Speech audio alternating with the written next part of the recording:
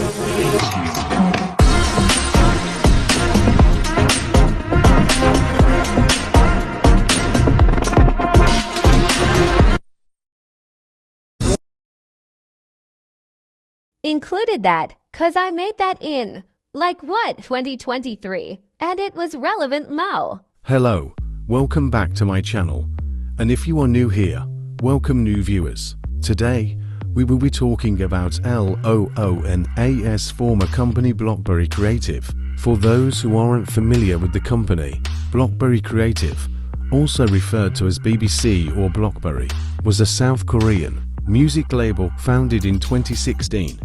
The label was a subsidiary of Polaris Entertainment. The company is currently defunct and I will explain why. It was a self-making that took many years. BBC wasn't exactly the smartest with their money. They spent a lot, and they spent it quickly, money that they additionally didn't have. The company reportedly spent $9 million USD just on LOONAS pre-debut and debut projects alone. Isn't that crazy?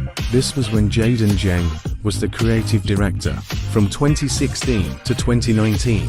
However, even after he left the company, the BlockBerry label kept spending large sums. They were spending money they didn't have, causing large debts due to them not making enough profits to compensate for the costs. This is crazy, especially since the company was pocketing all the money.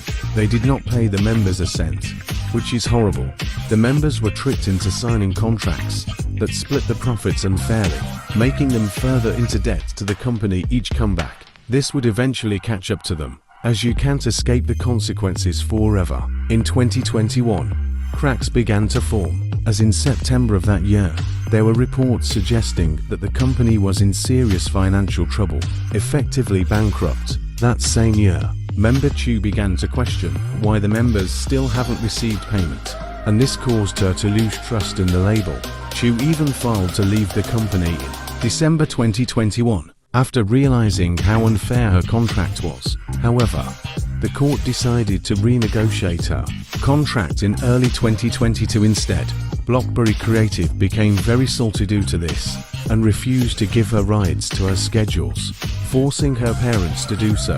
The company then announced that she would not be in Luna's first tour Lunith World. They also announced that she would not be in the group's Japanese comeback Luminous. She did, however, participate in their last Korean album Flip That. The company lied that Chu was busy, which was likely false. This leads me into a theory I have, which is that BlockBerry Creative is a company that doesn't care about the consequences and likes to see what they can get away with. However, they would face consequences, and they would have to start to care. During the tour, the 11 members who did participate were overworked, and almost all, if not all members had to sit out on some shows due to low health conditions.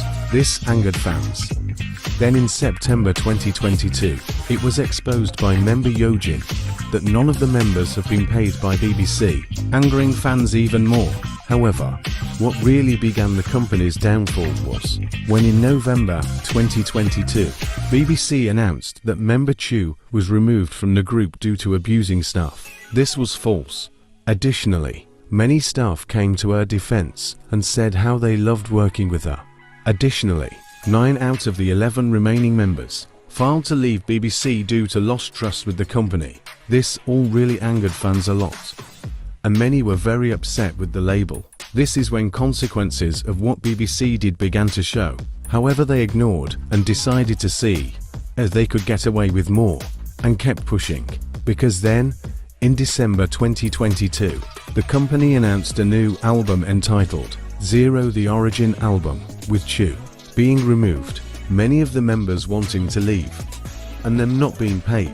Orbitz realized that we have to do something, so fans demanded an explanation from the label or a boycott of the Origin album, and all Lunar Media. The company was given 24 hours and remained silent, so the boycott began. It worked. It really worked. The company lost the majority of their money in one night, and the Origin album received less than 100 orders. The company then reached their "what can we get away with" limit. The album was postponed and inevitably cancelled. The members were able to successfully leave from January to June 2023.